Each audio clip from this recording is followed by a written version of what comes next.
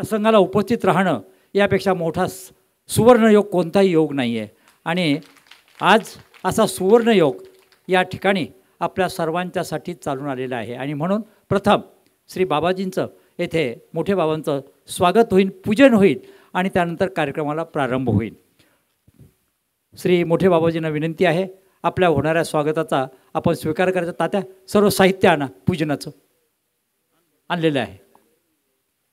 आणि पूजन करण्यासाठी मी येथे विनंती करत आहे, परमपूजनीय श्री मंदिरच्या वतीने हंसराज दादाजी शास्त्रीजी संकल्प केलेला आहे, करत आहेत. त्यांच्या हस्ते श्री गोपाल कृष्ण महाराज की, श्री दत्तात्रेय महाराज की, श्री चक्रपाणी महाराज की, श्री गोविंद प्रभु महाराज की, सर्वज्ञ श्री चक्रधर स्वामी की जय, सत्य सनातन महात्मा धर्म की जय. विनंती करतो आहे बाबांनी या कार्यक्रमाचा प्रास्ताविक करावा. जयाचे प्रभा मंडळ फाके, तो श्री दत्त ललाट फळके, नमस्करी तू असे, नमस्करी तू असे. श्री दत्तात्रेय महाराज की जय. परब्रह्म परमेश्वर अवतार सर्वज्ञ श्री चक्रधर स्वामी महाराजांच्या श्री चरणावर दंडवत करून तथा पाचही अवतारांना अभिवादन करतो. आणि या संगीतमय श्रीकृष्ण चक्रवर्ती महाराजांच्या कथा प्रवचनाच्या निमित्तानं संपन्न होत असलेली ही धर्मसभा आणि या धर्मसभेला ज्यांची अभ्यागतः सर्वतीर्था म्हणून ज्यांची प्रमुख उपस्थिती आजच्या धर्मसभेचे अध्यक्ष माझे काकाश्रीही लागतात, माझे गुरुवर्यही आहेत आणि माझे परमगुरू आहेत, असे शहादा निवासी आचार्य प्रवर श्री मोठे बाबाजी, तसेच वाघोदा निवासी परमपूजनीय श्रद्धेय महंत श्री विश्वनाथ बाबाजी, तसेच कोरपावली निवासी परमपूजनीय श्रद्धेय महंत श्री परसराज बाबाजी, तसेच जळगाव निवासी महंत श्री रेलकर बाबाजी. आणि या 7 दिवसाच्या कथेला ज्यांनी आपल्याला मोहून घेतलं, कथा करून ज्यांनी आपल्याला मोहून घेतलं, असे माझे सन्मित्र बंधुराज बडगाव निवासी श्री बाबाजी. या श्रीकृष्ण ज्ञान मंदिराचे संचालक, या कार्यक्रमाचे शुभचिंतक, मार्गदर्शक, आयोजक भुसावल निवासी श्री बाबाजी.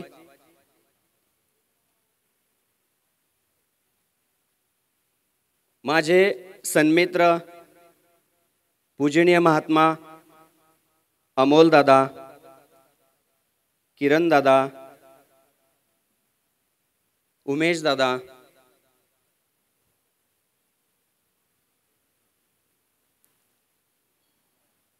आलेल्या वाघोद्यावरून भुसावलमधून आलेल्या तपोनिधी आई, आपण संपूर्ण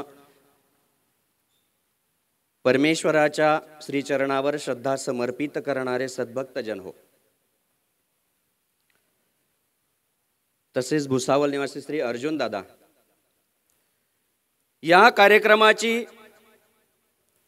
प्रास्ताविकाची जी सेवा दिली, याच्यामध्ये जे वास्तविक असते ते प्रास्ताविक असते, ते प्रास्ताविक आपणासमोर मांडतो.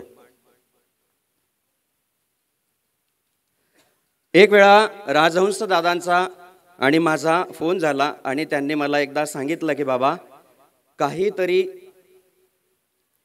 प्रबोधन करावं, या संपूर्ण मंडळीला, आपल्या भुसावल निवासी मंडळीला काहीतरी आपल्याला एकत्र आणण्यासाठी काहीतरी उपाय करावा, काहीतरी प्रयोजन करावं. त्या निमित्तानं परमेश्वराची आठवण चिंतन स्मरण होईल. आणि ते म्हणले की एक 2-3 दिवसाचा कार्यक्रम तरी करावा, काहीतरी आयोजन करावं. आणि मी त्यांना म्हणलो की दादा आपण 7 दिवसाचा सप्ताह घ्या.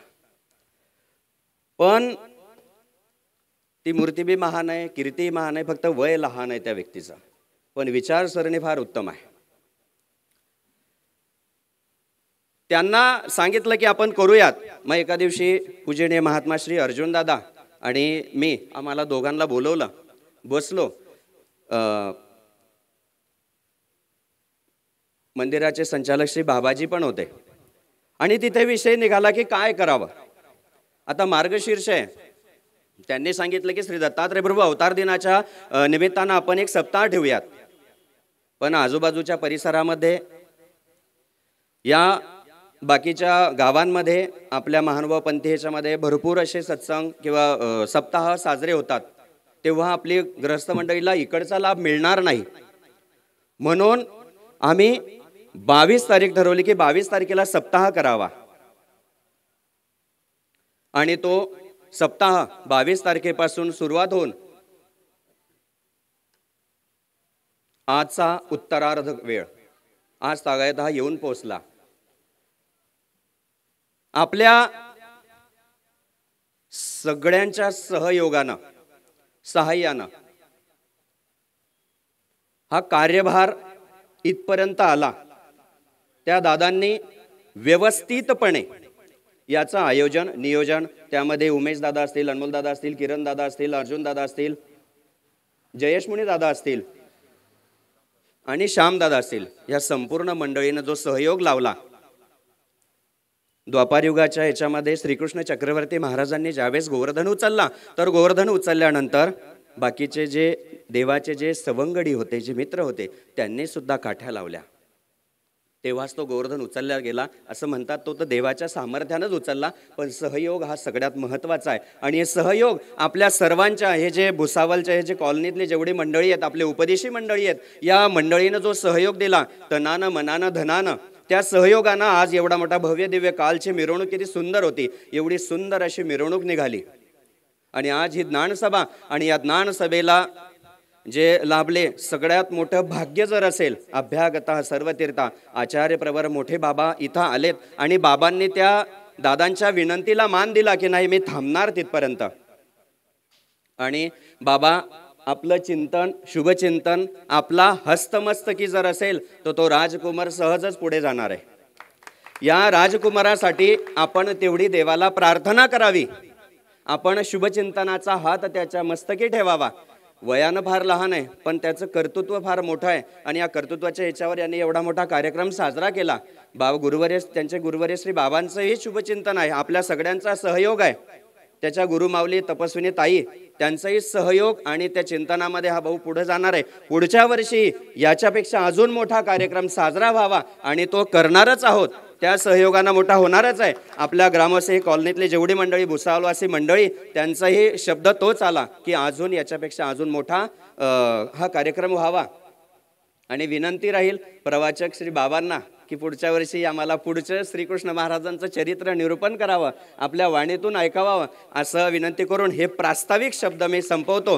चुकलं असेल बोलताना काही थोडंसं मागे पुढे शब्द झाले असतील तर क्षमा करा. सर्वज्ञ श्री चक्रधर स्वामी की जय. त्याचं ते दिशादर्शक असतं. आपण हा संपूर्ण कार्यक्रम का, कशासाठी आणि कोणत्या स्वरूपात संपन्न झालेला आहे याची जी दिशा आपण दाखविली, त्या आपल्या विचारांच्याबद्दल धन्यवाद देतो. आणि खरोखरच सज्जन हो, अमृत त्याचा एक थेंब जरी आपल्या जिभेवरती गेला तरी परत परत त्याची इच्छा मनामध्ये निर्माण होते. ही तर श्रीकृष्ण कथा, युगानुयुगे परमेश्वराचं चरित्र आपण ऐकत आलेलो आहोत. आणि द्वापार युगापासून चालू असलेलं श्रीकृष्ण चरित्र किती ऐका, किती श्रवण करा, किती वाचा, किती त्यामध्ये दंग व्हा, मनाचं कधी समाधान होत नाही, अधिकाधिक उत्कंठा वाटते. आणि त्यातही जर परमपूजनीय म्हणत असेल सारंगधर बाबाजी सारखे मृदू मनाचे, मृदू शब्दाचे आणि उच्च विचाराचे जर प्रवाचक मिळत असतील तर दुधात साखर असा दुग्ध शर्करा योग गेली 8 दिवस या श्रीकृष्ण कथेच्या युगाने आला. ज्यांनी ऐकलं ते खरोखर धन्य झालेत, तृप्त झालेत. त्यांना धन्यवाद देतो येणाऱ्यांना आणि पुढच्या वर्षाचं आत्ताच निमंत्रण देतो. यावर्षी आलात त्याप्रमाणे पुढच्या वर्षाला सुद्धा या आणि कार्यक्रमाची शोभा वाढवा. धन्यवाद, दंडोत प्रणाम. या प्रसंगाला पंथातील ज्येष्ठ श्रेष्ठ जळगाव जिल्ह्यातील वंदनीय संत महंतांचं आगमन झालेलं आहे आणि यासाठी मी या सभेत आपण विचारांचं प्रबोधन ठेवलेलं आहे. विचार अभिव्यक्तीसाठी विनंती करत आहेत परमपूज्य महंत श्री मोठे वाघोदे निवासी परमपूज्य महंत श्री विश्वनाथ बाबांना. देवकी पुत्र एव एको गीतं देवकी पुत्र गीतं एको मंत्र तस्य नामानि यानि कर्माप्यकं तस्य देवस्य सेवा. श्री गोपाल कृष्ण महाराज की. संगीतमय श्रीकृष्ण कथा आणि त्या निमित्तानं आयोजित या सप्ताहाचं नियोजन आणि या समारोपीय सत्राचे या धर्मसभेचे अध्यक्ष परमपूज्य आदरणीय श्रद्धेय परमादरणीय वयोवृद्ध ज्ञानवृद्ध तपोवृद्ध संपूर्ण महानुभावियांचे श्रद्धास्थान आचार्य श्री दादाजी, ज्यांच्या मुखारविंदातून संगीतमय श्रीकृष्ण कथा आपण 7 दिवसापासून आपण श्रवण करत आहात. ते परमपूज्य आदरणीय श्रद्धेय परमादरणीय महंत श्री सारंगधर बाबाजी, या सभेला उपस्थित परमपूज्य आदरणीय श्रद्धेय महंत श्री परशुराज बाबाजी, परमपूज्य आदरणीय श्रद्धेय महंत श्री रेलकर बाबाजी, ज्यांच्या मार्गदर्शनाखाली खरं म्हणजे मार्गदर्शन म्हणण्यापेक्षा एकेकाळी या संपूर्ण जळगाव जिल्ह्याचे ते सर्वेसर्वा होते. आम्ही कोणीच नव्हतो त्या टायमाला आणि त्याचीच परिणती म्हणून आजही बाबाजी या जळगाव जिल्ह्यातले जे काही प्रमुख संस्थान आहेत त्याचे अध्यक्ष आहेत. मग ते चांगदेव संस्थान असो, हरताळ्याचं संस्थान असो, वाघळी संस्थान असो, वरणगाव संस्थान असो, या जळगाव जिल्ह्यामधली जे काही प्रमुख संस्था आहेत त्या सर्व बाबांच्या ताब्यात आहेत. आता त्याचं किती बाबांचं काय काय चाललं ते बाबांनाच माहीत, परंतु बाबा त्या पद्धतीनं ह्या सर्वांचंच एक वेगळ्या पद्धतीनं एका वेगळ्या मार्गातून आणि आपल्या कुशल नेतृत्वातून त्याचं ते संचलन करीत असतात. एकेकाळी माझ्या सुद्धा दीक्षेचं संचलन बाबांनीच केलं होतं. मी ज्या काळामध्ये दीक्षा, मला वाटते 81 साली माझी दीक्षा झाली, त्या 81 साली सुद्धा बाबांच्याच हाती ते सर्व संचलन होतं. म्हणजे तुम्ही बाबांचा कालखंडाचा विचार करा की किती वर्षापासून बाबा सक्रिय आहेत आणि आपलं कसं चालू आहे आणि त्यांच्या या मार्गदर्शनातून पार पडत असणारा हा कार्यक्रम. आणि आमचं राजू हंसराज खरं म्हणजे एक उभरतं व्यक्तिमत्व आहे, एक नरम स्वभावाचा व्यक्ती आहे. आजकाल गरम स्वभावाचे व्यक्ती पाहायला मिळतात, परंतु नरम स्वभावाची माणसं फार कमी मिळतात. आणि त्यातल्या त्यात हा आपला नरम स्वभावाचा माणूस आणि म्हणून सर्वांशी जुळवून घेणारा, सर्वांशी प्रेमानं वागणारा, त्यांच्या गुराईच्या पावलावर पाऊल ठेवणारा. कारण आमच्या संगीताबाईंनी खूप कष्ट घेतले, खूप त्रास घेतला आहे या मंदिर उभारणीसाठी, या मंदिराला सक्रिय करण्यासाठी, मंदिराच्या सर्वांगीण विकासासाठी. आणि आता या सर्वातून निवृत्त होऊन आपल्या होतकरू असणाऱ्या या हंसराजाला प्राधान्य देऊन त्यांनी हा सर्वप्रथम पहिला जो हा कार्यक्रम या ठिकाणी संपन्न करीत आहात. सर्वप्रथम आपण त्याच्यासाठी कौतुकास्पद 2 टाळ्या वाजवायला काही हरकत नाही. आणि त्यानिमित्तानं या ठिकाणी आयोजित ही धर्मसभा, या धर्मसभेला उपस्थित आमचे जयेश दादा आहेत, श्याम दादा आहेत, अर्जुन दादा आहेत.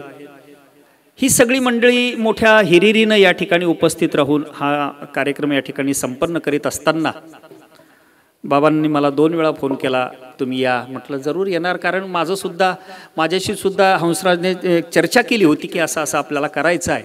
आणि म्हणून कुठल्याही चांगल्या गोष्टीला आपण प्राधान्य देणं किंवा त्याला थोडंसं हातभार लावणं, हातभार तर काही मी लावू नाही शकलो, फक्त भारच होणार त्यांच्यावर मी, परंतु तरी सुद्धा एक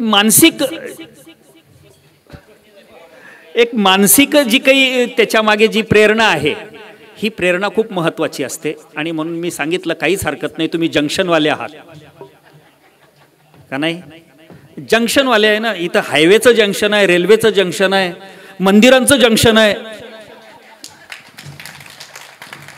जंक्शन म्हणजे सर्व एकत्र येतात. ते मंदिरं बी बरेच एकत्र आहेत ना, 4-5 मंदिरं इथे एकत्र आहेत, मोठ्या मोठ्या मेन लाईन या ठिकाणी एकत्र आहेत, नागपूर मुंबई हायवे एकत्र आहे. आणि अशा या जंक्शनवर राहणारी माणसं तशी जंक्शनच आहेत, कमी नाहीत. आणि अशा ह्या जंक्शन मध्ये संपन्न होणारा हा कार्यक्रम हा सुद्धा जंक्शन असला पाहिजे. आमची मंडळी जंक्शनच आहे, कमी नाही, काही संख्या कमी असेल परंतु चांगले आहेत, मनानं चांगले आहेत, स्थितीनं चांगले आहेत, आर्थिक चांगले आहेत, सर्वच गोष्टीनं चांगले आहेत. आणि असा संपन्न होत असणाऱ्या या कार्यक्रमासाठी मला या ठिकाणी आमंत्रित केलं 2 शब्द बोलण्यासाठी. श्रीकृष्ण कथा, या श्रीकृष्णाच्या संदर्भामध्ये आपण बरंचसं काही आपण या ठिकाणी ऐकलं, श्रवण केलं, परंतु सरांनी सांगितलं की कृष्णाविषयी किती बोललं, किती ऐकलं तरी ते कमीच वाटतं. आणि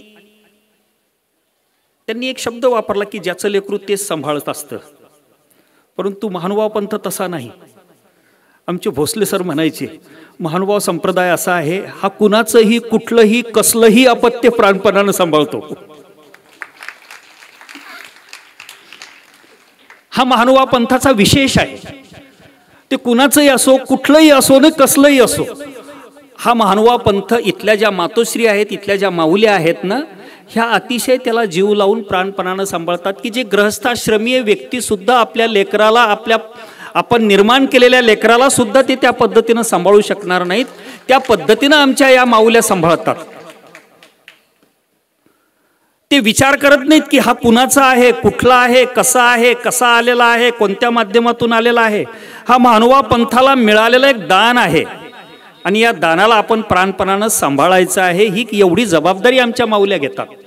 आणि त्या माध्यमातूनच आज या महानुभाव पंथामध्ये महाराष्ट्रामध्ये कमीत कमी 25,000 साधू या ठिकाणी कार्यरत आहेत. 25,000 साधूंना या माऊल्यांनी सांभाळलेलं आहे आणि आपलं ब्रह्मचर्य पालन करून समाजामध्ये एक वेगळ्या पद्धतीनं या धर्माच्या माध्यमातून त्यांना समाजासमोर आणलेलं आहे.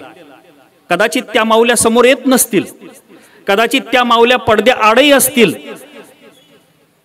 कारण तुम्हाला माहिती आहे कृष्णाला 2 माऊल्यांनी सांभाळलं, एक देवकी आणि एक यशोदा. यशोदा समोर आली, देवकी पाठीमागे राहिली. अशा ह्या आमच्या माऊल्या. आणि या माऊल्यांनी या संप्रदायाला लाळलेलं आहे, ताळलेलं आहे, मोठं केलेलं आहे. आणि म्हणून या श्रीकृष्ण कथेच्या संदर्भामध्ये कृष्ण हे एक असं व्यक्तिमत्व आहे. कृष्ण ही एक अशी विभूती आहे, एक असा अवतार आहे की ज्या अवताराच्या संदर्भामध्ये जगातली कुठलीही व्यक्ती त्याविषयी परिपूर्ण बोलू शकत नाही. जगातला कुठलाही विद्वान त्याविषयी संपूर्णपणे बोलू शकत नाही, आकलन करू शकत नाही, त्याला समजवू शकत नाही. असा एक एक पैलू श्रीकृष्णाच्या संदर्भामध्ये आपल्याला पाहायला मिळतो. असा एक एक क्षण श्रीकृष्णाच्या संदर्भामध्ये आपल्याला पाहायला मिळतो. मग श्रीकृष्णाचा जन्म असो की श्रीकृष्णाचा अवतार कार्य संपवणं असो, या दोन्ही मधला जो काळ आहे, श्रीकृष्ण ज्या दिवशी जन्माला आले अष्टमीच्या दिवशी, आणि ज्या क्षणाला त्यांनी प्रभास पाटण तीर्थावर ज्या दिवशी ते निजधामाला गेले, या मधल्या कालखंडाचा एक एक क्षण जर आपण विचार केला तर तो क्षण हा वेगवेगळ्या पैलूंनी, वेगवेगळ्या विविधतेने नटलेला आपल्याला दिसतो. तो प्रत्येक क्षण समजून घेणं खूप महत्वाचं आहे. त्या प्रत्येक घटना खूप महत्वाच्या आहेत. श्रीकृष्णाने आपल्या जीवनाला विभागलेला आहे. बालपण गोकुळात घालवलं, थोडीशी युवावस्था आल्यानंतर मथुरा वृंदावनाच्या परिघामध्ये त्यांनी आपलं आयुष्य व्यतीत केलं. त्यानंतर थोडंसं मोठं झाल्यानंतर आपलं आयुष्य द्वारकेकडे घालवलं. परंतु द्वारका आणि मथुरा यातली जी दुआ होती, यातला जो संदर्भ होता, तो संदर्भ श्रीकृष्ण भगवंतांनी कधी तुटू नाही दिला. 1500 किलोमीटरचं अंतर आहे द्वारके आणि मथुरेमध्ये, 1500 किलोमीटरचं अंतर आहे. तर ते 1500 किलोमीटरचं अंतर सुद्धा श्रीकृष्ण महाराजांनी तुटू नाही दिलं. आपण म्हणतो स्पीड, आजची राजधानी 12 तासामध्ये भुसावळून दिल्लीला पोहोचते, परंतु त्या काळातला जो रथ होता ना, तो याही पेक्षा, राजधानीपेक्षाही स्पीडमध्ये धावत होता. रुक्मिणी स्वयंवर आपण वाचतो, ऐकतो, परंतु रुक्मिणी स्वयंवरातला संदर्भ समजून नाही घेत. 36 तासामध्ये श्रीकृष्ण महाराज द्वारकेवरून अमरावतीला आले होते. किती अंतर आहे? 1600 किलोमीटरचं अंतर आहे द्वारका ते मथुरा, द्वारका ते अमरावती 1600 किलोमीटर. आजचा कुठलाही एक्सप्रेस येत नाही 36 तासामध्ये. तुम्ही इथून पुरी ओखापुरीने जा, कुठल्याही जगन्नाथपुरीने जा, 36 तासात नाही पोहोचत. परंतु श्रीकृष्णाचा रथ 36 तासामध्ये द्वारकेवरून अमरावतीला आला होता. किती स्पीड होतं, किती वेग होता. म्हणजे त्या काळातला जो वेग होता, तो वेग आजच्या वेगालाही लाजवेल असा वेग होता. आणि तो वेग होता म्हणूनच तिथं विनाश होता. तो वेग होता म्हणून त्या ठिकाणी नाशाची पावलं त्या ठिकाणी रुजलेली होती. आणि म्हणूनच महाभारतासारखं युद्ध घडलं. कदाचित आपल्यावरती वेळ येऊ नये, आपल्याला आपलं स्पीड थांबवण्याची गरज आहे, आपला वेग थांबवण्याची गरज आहे. आपण पाहतोय जिथं स्पीड आहे तिथं ॲक्सिडेंट आहे, जिथं स्पीड आहे तिथं अपघात आहेत. म्हणून आपला जो वेग आहे, मग तो वेग प्रापंचिक जीवनातला असला पाहिजे, तो वेग आपल्या गृहस्थ जीवनातला असला पाहिजे. तिथं आपल्याला कुठेतरी थांबायचं आहे, तिथं कुठेतरी आपल्याला क्षणभर विसावा घ्यायचा आहे आणि तेव्हाच आपल्याला पुढे जायचं आहे. आणि तो क्षणभर विसावा घेण्यासाठी संगीतमय कथेचं आयोजन केलं जातं.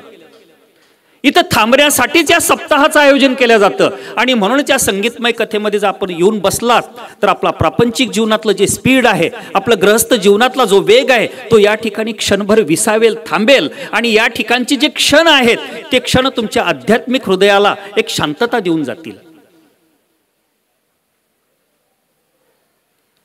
कथेमध्ये अनेक कथा आहेत, त्या कथा संपत नाहीत.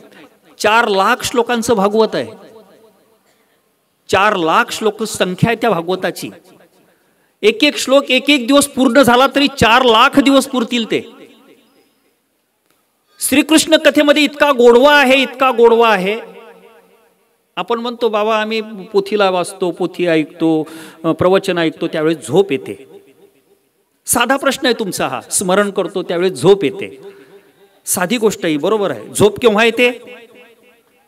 केव्हा येत असते झोप?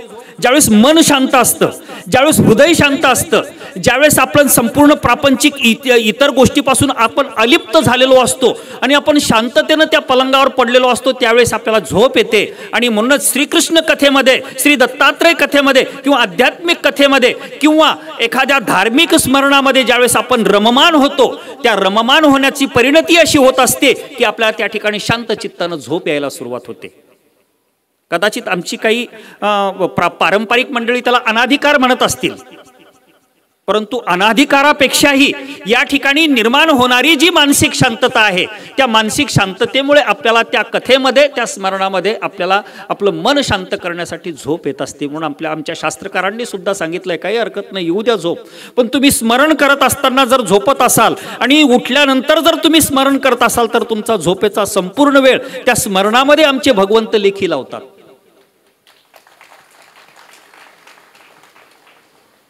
श्रीकृष्णाच्या संदर्भामध्ये अनेक महाभारतातल्या कथा किंवा अनेक त्यांच्या जीवनातल्या कथा आपल्याला या 7 दिवसामध्ये ऐकायला मिळाल्या असतील. कृष्ण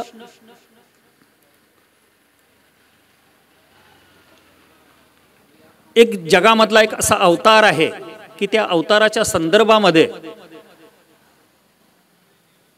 आपण जितक्या कल्पना करू तितकं वेगवेगळं आपल्याला लोणी ऐकायला पाहायला मिळेल, चाखायला मिळेल. लोणी तर श्रीकृष्णाच्या संदर्भातला एक अविभाज्य भाग आहे. कृष्ण कृष्ण कहे द्रौपदी करो कृष्ण का ध्यान, ऐसा न कोई जगत में दूजा कृष्ण समान. फक्त तुम्ही त्याला मध्ये चिंतन करा, आपल्या हृदयामध्ये आणा त्या कृष्णाला.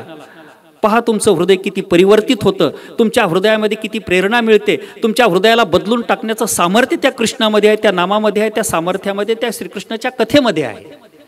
आणि म्हणून कृष्णाचं जे स्मरण आहे, कृष्णाचं जे चिंतन आहे, हे करण्याचं आवाहन द्रौपदीनं आपल्याला केलं आहे की तुमच्या हृदयामध्ये सदोदित तुम्ही श्रीकृष्ण हे तुम्ही आणण्याचं काम करा. कारण जोपर्यंत तुम्ही कृष्ण स्मरण करत नाही, जोपर्यंत तुम्ही कृष्ण आपल्या जीवनामध्ये आणत नाही, जोपर्यंत कृष्ण आपल्या जीवनामध्ये तुम्ही वाचत नाही, जोपर्यंत कृष्ण तुम्ही आपल्या जीवनामध्ये आपल्या जीवनामध्ये तुम्ही अंतःकरणामध्ये त्याला भिनवत नाही, तोपर्यंत कृष्ण तुम्हाला समजत नाही. महाभारतातला प्रसंग आहे. भीष्म प्रतिज्ञा ही प्रसिद्ध आहे. भीष्माचार्य ज्यावेळेस जे बोलतील, जे तोंडातून काढतील ते परिपूर्ण केल्याशिवाय राहणार नाही, म्हणूनच त्याला भीष्म प्रतिज्ञा असं म्हटलेलं आहे. दुर्योधनानं हिनवलं भीष्माचार्याला की 10 दिवस झाले परंतु तुम्ही एकाही पांडवाला मारू शकले नाही. पांडवांनी आपल्याकडचे लाखो योद्धे मारले, अनेक योद्धे मारले, माझे भाऊ मारले, परंतु तुम्ही 5 पांडवामधला एकही पांडव तुम्ही संपवू नाही शकले. धिक्कार केला भीष्माचार्याचा दुर्योधनाने, एका सेनापतीचा धिक्कार केला. अर्थातच पितामह भीष्म होते, त्यांनाही समजत होतं की दुर्योधन कुठल्या भावनेनं बोलतोय, का बोलतोय, कसा बोलतोय, परंतु तरी सुद्धा भीष्माचार्यातला भीष्म जागृत झाला आणि प्रतिज्ञा केली की उद्या मी एका तरी पांडवाला संपवल्याशिवाय राहणार नाही. भीष्मानं केलेली ही प्रतिज्ञा हा म्हणता संपूर्ण शिबिरांमध्ये पोहोचली, दोन्ही सैन्यांमध्ये पोहोचली, कौरवांच्या सैन्यामध्ये पोहोचली, पांडवांच्या सैन्यामध्ये पोहोचली आणि संपूर्ण सैन्यामध्ये एक चलबिचल निर्माण झाली. उद्या काहीतरी घडणार, उद्या कुठला तरी काहीतरी भयंकर प्रसंग येणार, कारण भीष्मानं केलेली प्रतिज्ञा आहे ती. उद्या एक तरी पांडव, आता कुठल्या पांडवाचा नंबर लागतो याचं गणित कुणी बांधलं नाही, परंतु कुठला तरी एक पांडव उद्या मरणार.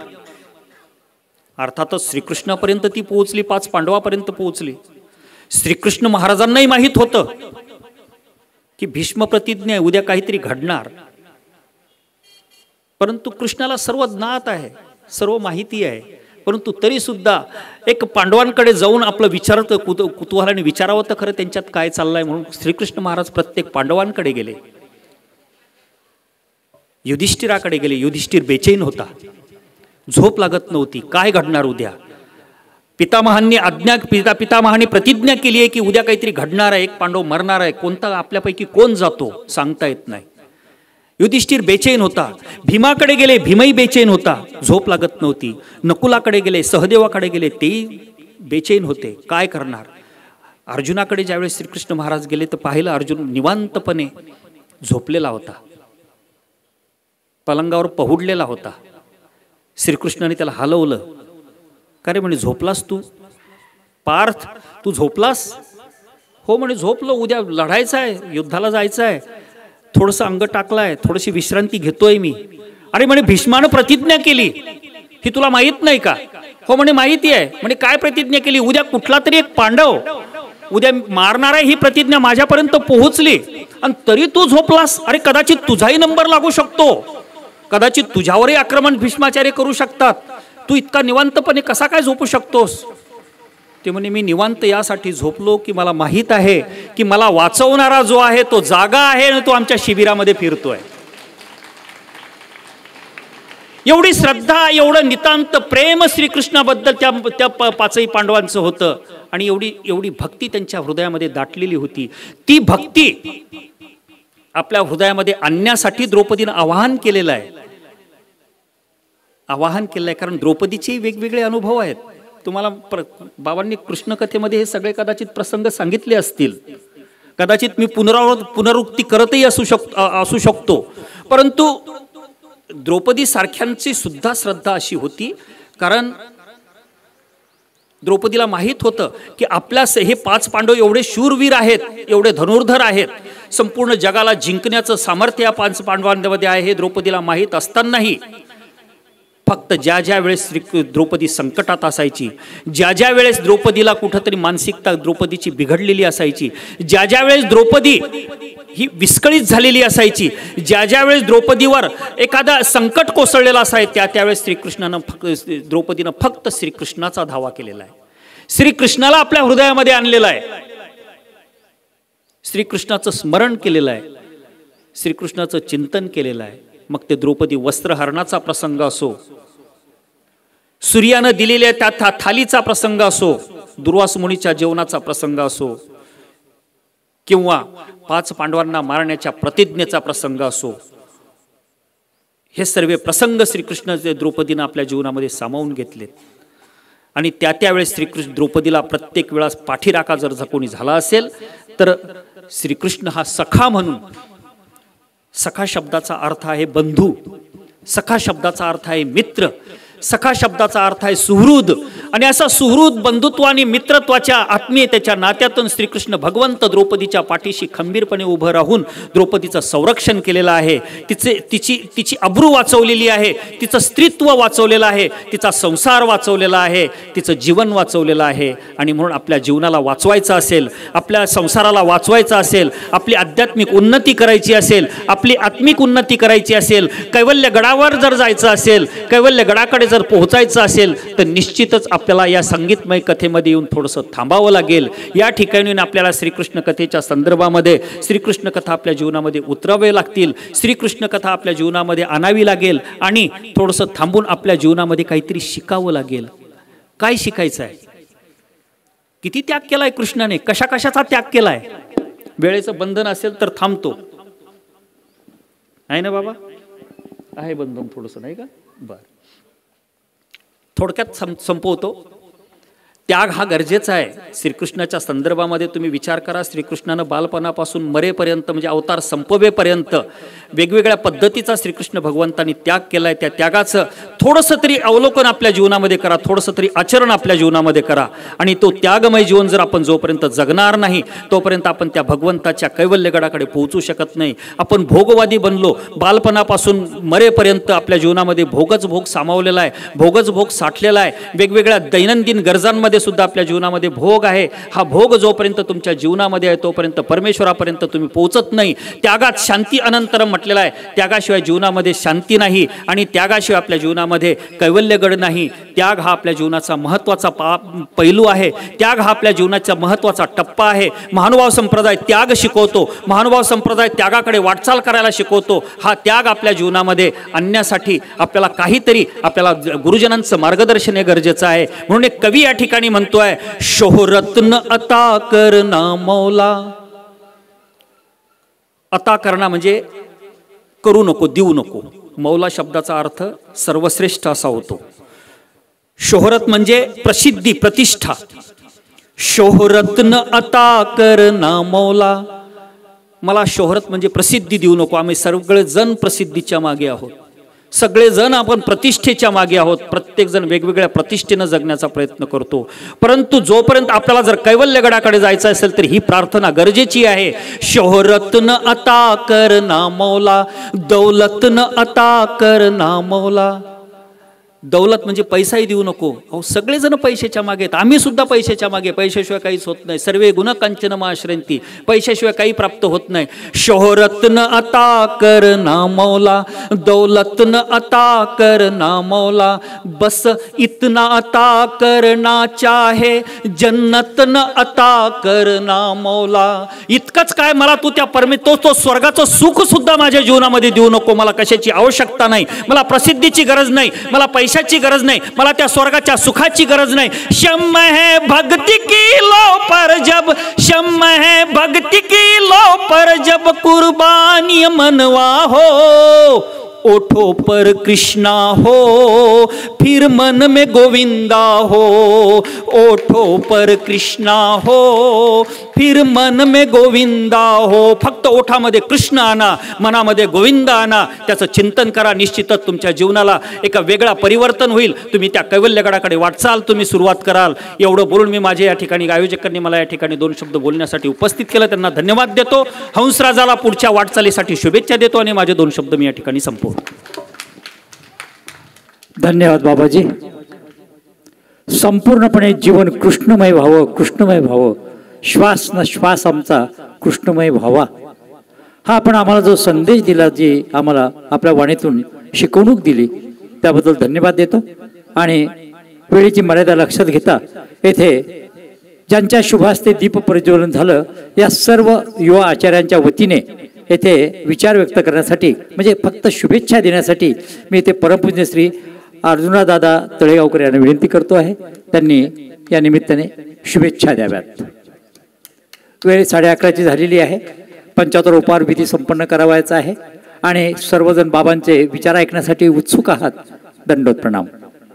की जय. सर्वज्ञ श्री चक्रधर स्वामी की जय. परब्रह्म परमेश्वर अवतार जगद्गुरु श्री दत्तात्रय महाराज आणि साधनदाता परमेश्वर सर्वज्ञ श्री चक्रधर प्रभू आणि पंचावताराच्या असीम कृपा प्रसादाने या ठिकाणी, या पवित्र ठिकाणी संपन्न होत असलेला श्री दत्त प्रभू पालखी उत्सव, श्री पंचावतार उपहार सोहळा, संगीतमय श्रीकृष्ण कथा सप्ताह आणि विविध कार्यक्रम धर्मरूपी, तर त्या सोहळ्यामध्ये प्रामुख्याने या धर्मसभेचे आणि अतिशय परमपवित्र आचार्य गुरुवर्य शहादा निवासी ज्ञान भास्कर, ज्ञान सूर्य, ज्यांचा शब्द सर्वच वासनिक लोकच नाही, पूर्ण साधू संत प्रमाण बाबा बोलतात, त्याला कोणी चॅलेंज करू शकत नाही, असे सर्वांचे परमवंदनीय आचार्यांना मी सश्रद्धा अंतकरणाने दंडोत प्रणाम करतो.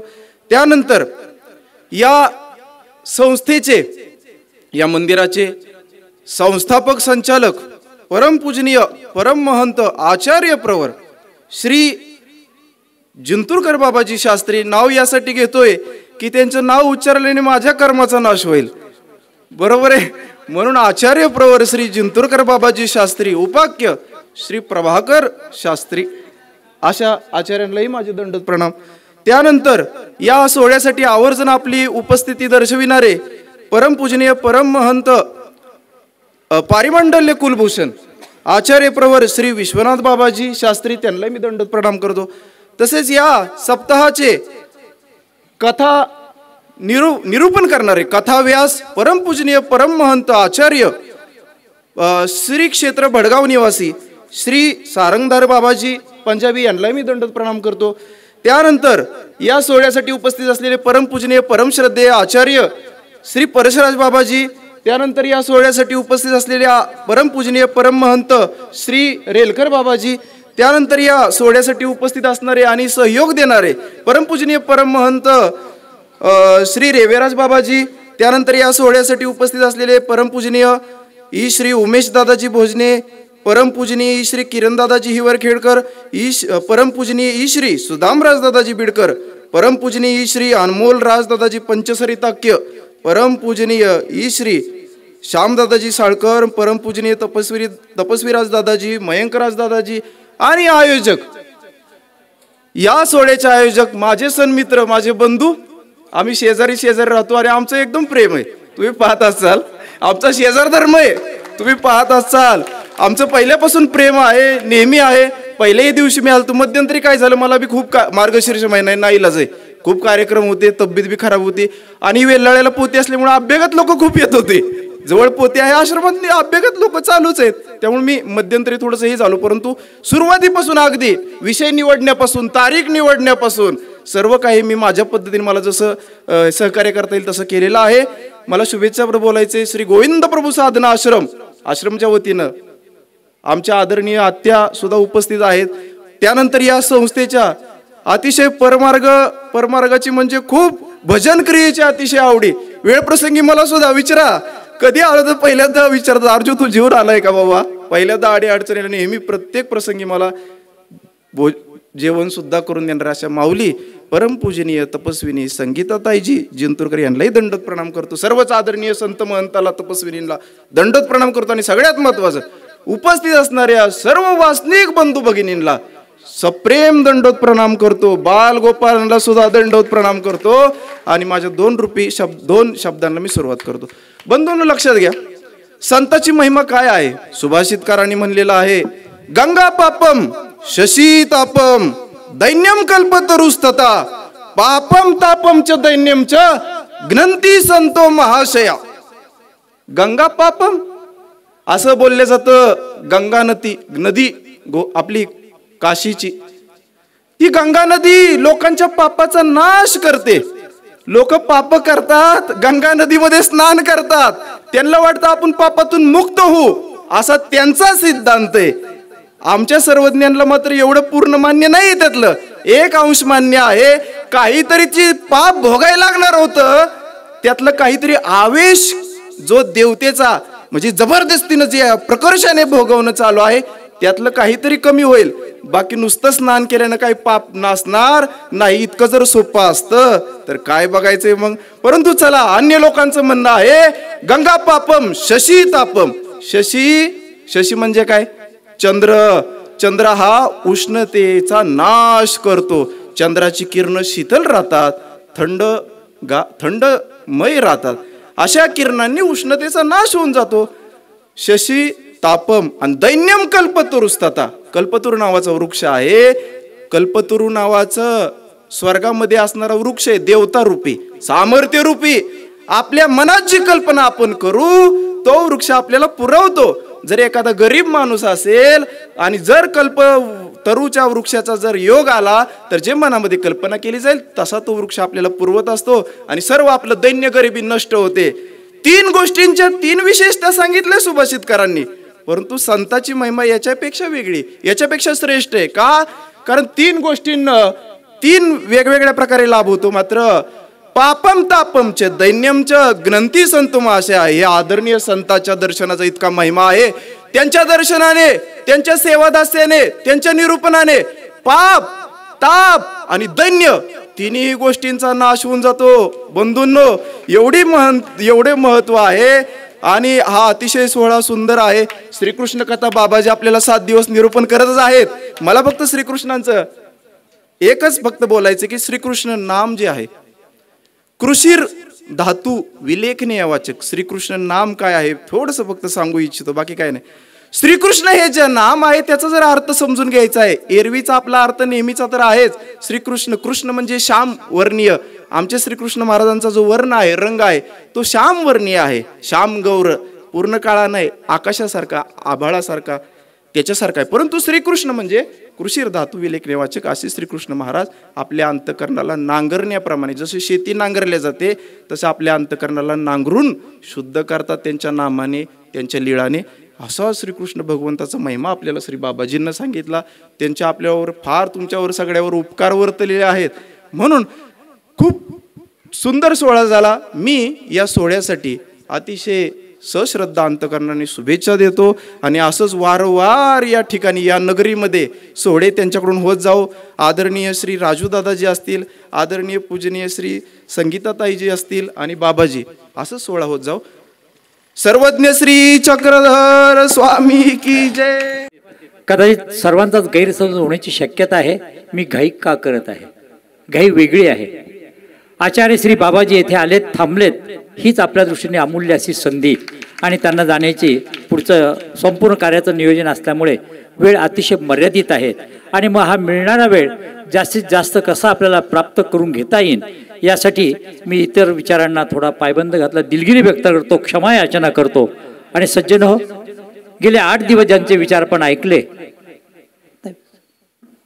तुमचं श्रीकृष्ण कथाकार परमपूजनीय महंत श्री बाबांना विनंती आहे, सारंगधर बाबाजींना आपण आपलं मनोगत येथे व्यक्त करावं. दंडोत प्रणाम.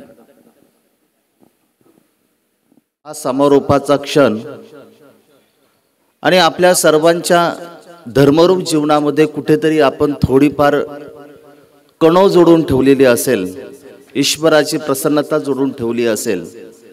आणि म्हणूनच खऱ्या अर्थाने या समारोपाच्या क्षणी एक महाराष्ट्राधिकरण, महानुभावांचे, आम्ही ज्यांना भीष्म पितामह म्हणतो असे शहादा निवासी आचार्य प्रवर प्रातस्मरणीय श्री मोठे बाबाजी यांची पावन उपस्थिती या समारोपीय क्षणांना या ठिकाणी ती लाभलेली आहे.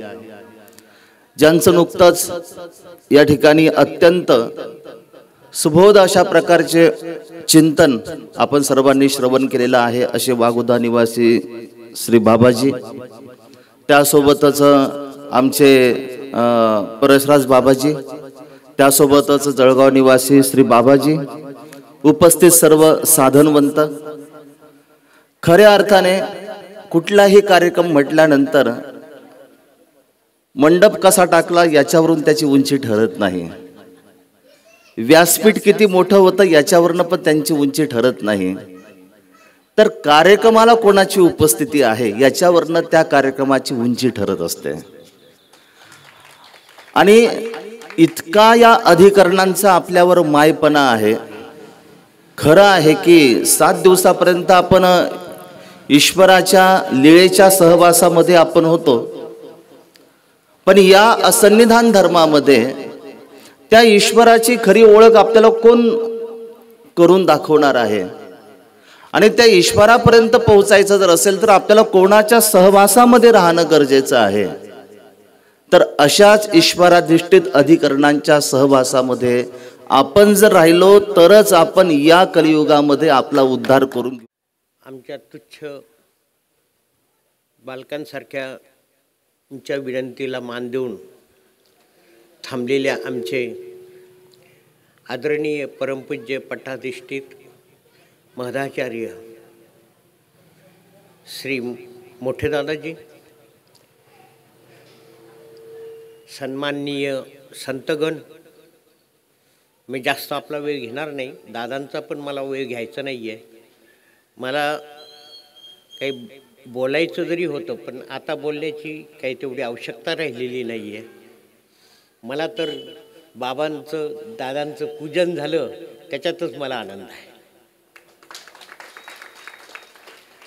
म्हणून बोलण्यात वेळ घालवण्यापेक्षा, किंवा आपण ऐकलं सर्वांनी आणि माझे विचार तर आपण सगळेच ऐकतात, परंतु त्याच्यात वेळ न जाऊ देता मला असं वाटतं की बाबांचे बिलकुल अमृता समान असलेले हे वचन जे आहेत, जे शब्द आहेत, त्या शब्दांनी आपले सर्वांचे कान श्रवण केल्यानं पवित्र होणार आहेत. म्हणून मी अशी विनंती करतो की बाबांचा गौरव झाल्यानंतर, पूजन झाल्यानंतर बाबांचे आपण विचार ऐकूया. म्हणून मी वेळ न घेता आता बाबांच्या पूजनाला आपण सुरुवात करू. जो मला सन्मान दिला खरंच त्या लायक मी नाही हो. नाव सोनाबाई, हाती कथलाचा वाळा, एक शूद्र छोटासा तुमच्या पंक्तीचा माळेचा एक मणी आहो.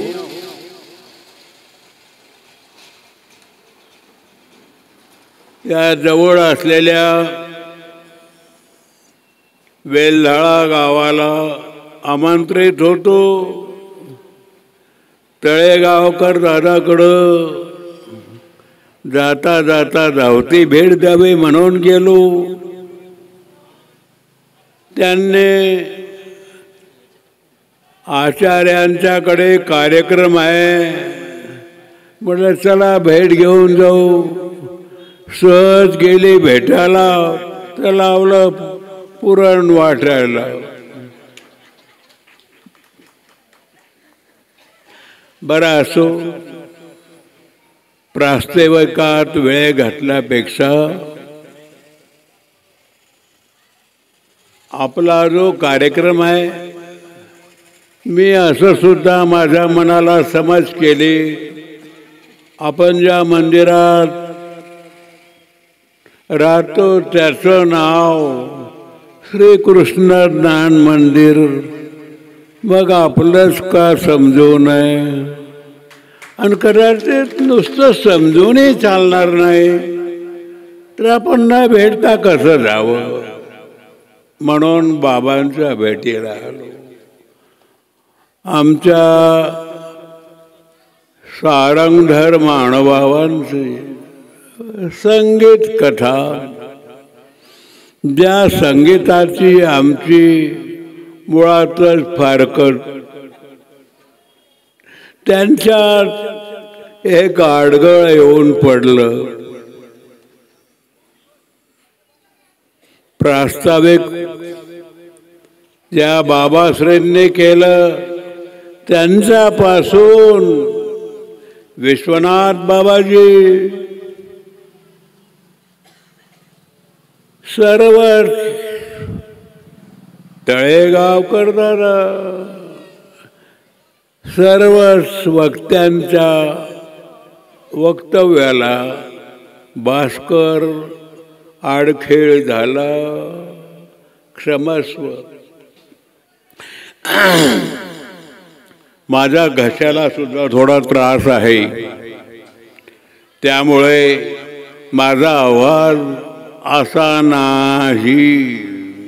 पण करू काय, बात करते थे रंग लेकिन नाना ने बना दिया तंग.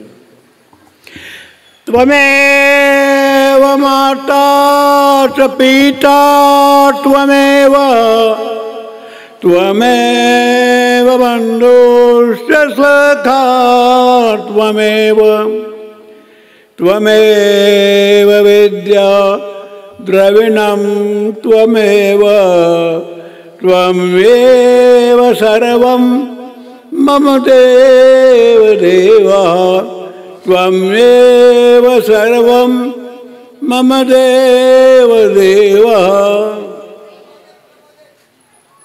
आचार्य श्री जिंतूरकर बाबाजी यांनी आयोजित केलेला या कार्यक्रमाचे प्रमुख वक्ते आचार्य श्री सारंगधर बाबा, आचार्य विश्वनाथ बाबा, आणि ज्यांनी वास्तविक सांगितलं ते प्रास्ताविक भाषण करणारे बाबाश्री, आमचं अबोल व्यक्तिमत्व खेडेकोर पावली मोन मुनी सर्वात गुरुतुल्य संत सज्जन हो. आमच्या तळेगावकर नाव घेतलंच नाही. आपल्या सर्वांच्या नामोल्लेखात सुद्धा माझा फार मोठा लाभ आहे. पंडित भीष्माचार्य होते, प्रकांड पंडित होते, फार पट्टीचे विद्वान होते, पण काही कारणानं मार्गावर विपरीत झाले. निंदापत्रक छापली, त्यामुळे त्यांना महारोग फुटला. त्यांच्या ठिकाणी असलेली ज्ञानशक्ती ती पुन्हा पुन्हा धक्के द्यायची. तू हे काय केलंस? त्यांनी या परमार्गाचा पुढे प्रायश्चित घेऊन मार्ग मंजरी नावाचं स्तोत्र केलं. आणि असं म्हणतात की ते स्तोत्र केल्याने त्यांचा महारोग लोपप्राय झाला. खरंच स्वामींनी परधर्म जीवन सांगितलं ते उगाच नाही. जीना यहाँ मरना यहाँ, इनके सिवा जाना कहाँ. तुमच्यापेक्षा ज्यांनी आगळे केली त्यांना त्यांचे प्रस्तावे भोगावेच लागले. म्हणून मी कोणी एक आगळाने वेगळाच प्राणी आहे असं मुळीच नाही. सूत्रे मनी गणा येव, आपल्यात माळेतला एक मणी आहे. या कार्यक्रमात श्री सारंगधर महानुभावांनी संगीत श्रीकृष्ण कथा आपल्याला तर ऐकवली असेलच. श्रीकृष्ण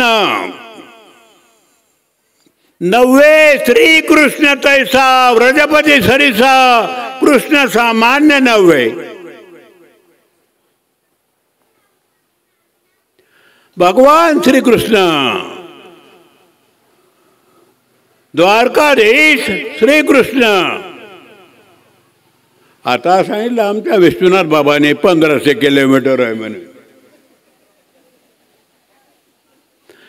ती द्वारका कृष्णाची नाही बरं का,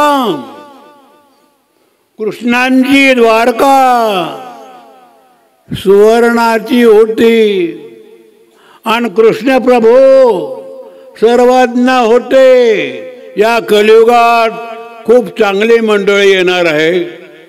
सोनं फार स्वस्त होणार आहे, फक्त 10 ग्रामला 80,000.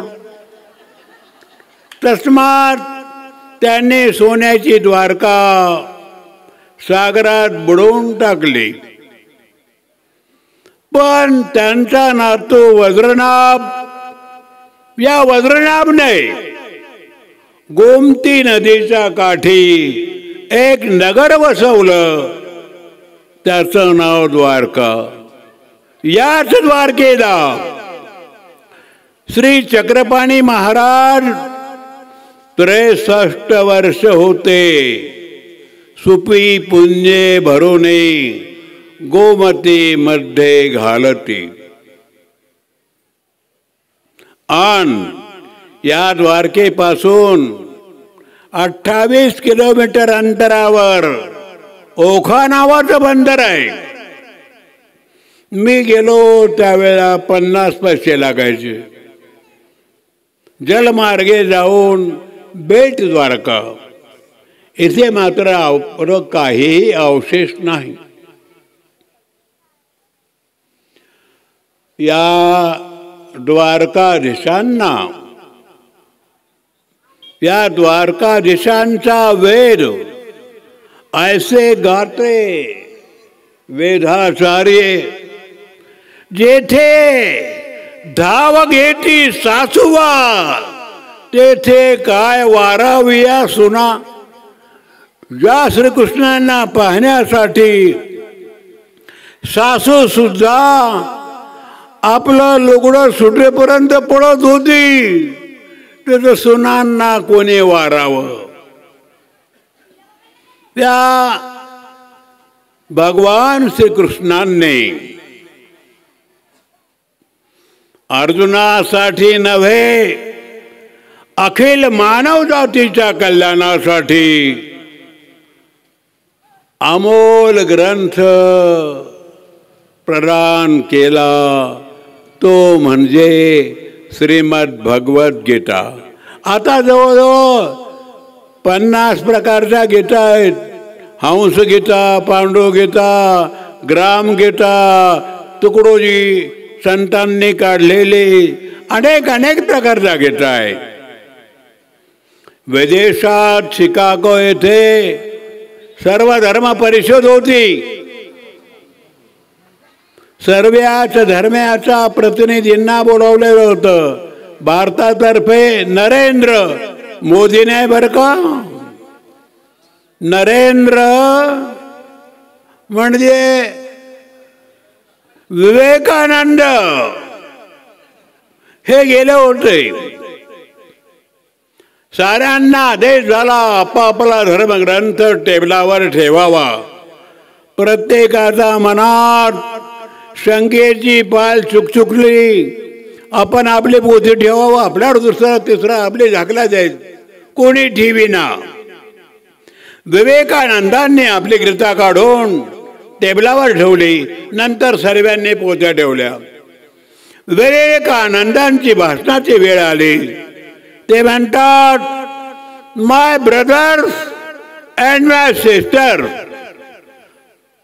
भाऊ आणि बहीण हा शब्द प्रयोग ऐकून ज्या देशाची सदृदरी, ladies and gentles, mister and Mrs, भाऊ बहीण शब्द प्रयोग ऐकून 5 मिनिटं टाळ्या पिटल्या. विवेकानंद म्हणतात, आमची गीता सर्व धर्माचा पाया आहे. आपली गीता काढली. विवेकानंदांनी गीता काढल्याबरोबर साऱ्यांच्या पोथा धडाधड धडाधड खाली पडल्या. लोकांनी पुन्हा टाळ्या पिटल्या. गीते से क्या नाता है, गीता से क्या नाता है, गीता हमारी माता है. ती आम्हाला ज्याला बाप म्हणायला शिकवते त्यालाच आम्ही बाप म्हणतो.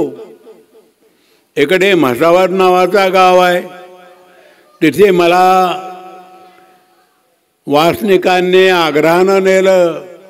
आमच्या गावात धर्माचा प्रचार नाही हो बाबा.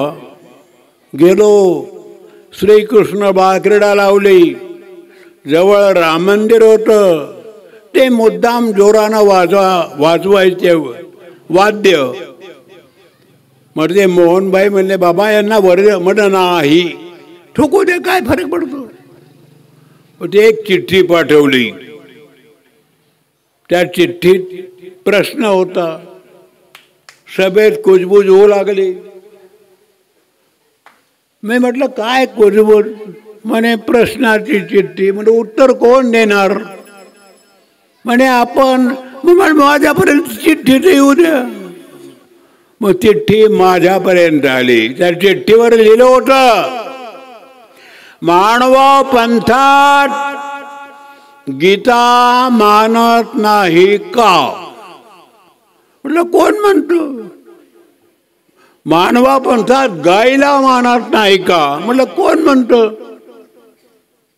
मानवा पंथात 4 पायाचा, 2 शिंगाचा, 4 स्तनाचा, बैलाचा मातोश्री असलेला प्राणी याला गाय असे म्हणतात. नाही म्हणे गीतेला आपलं गायला देव मानत नाही. मग तुम्ही काय लिहिलं चिठ्ठीत? आम्ही फक्त आमच्या बापाला बाप म्हणतो, तुम्ही साऱ्या गावाला बाप म्हणा, मर्जी तुमची.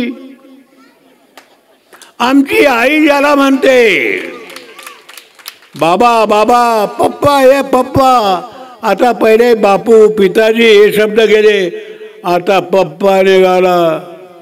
आणि आईच्या ठिकाणी कोणी मुलाने जर सभेत आईला आई म्हटलं, मुर्द्या मला आई म्हणतो, मम्मी म्हण.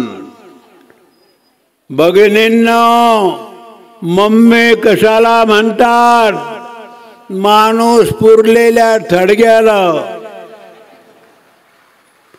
या भारतातले 2 चंगू मंगू विदेशात गेले होते. एका मम्मीला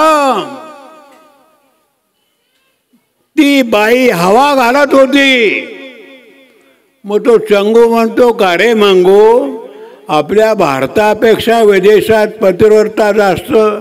म्हणजे कशावरून? म्हणे हिचा पती वारला तरी त्या मम्मीला हवा घालते. म्हणे गोमाजी काहीतरी वेगळा आहे बेटा, त्या बाईला जाऊन विचार. मग त्या चंगूने मंगूच्या आदेशावरून त्या बाईला विचारलं की तू या थडग्याला हवा का घालते? म्हणजे हा रंग जोपर्यंत वाळत नाही तोपर्यंत मी दुसरा विवाह करू शकत नाही. एकूण काय, आम्ही सर्व देशात प्राचीन आहोत. ही अर्वाचीन मंडळी जगातला माणूस उघडा नागडा फिरत होता, तेव्हा भारतात सुवर्तता नांदत होती. असं म्हणतात की सोन्याचा धोर निघत होता. आता कोळशाचाही निघायला अवघड झालं, म्हणून गाड्या डिझेलवर करावं लागल्या. ते पण परवडत नाही. डिझेल इलेक्ट्रिक पॉवर आणली.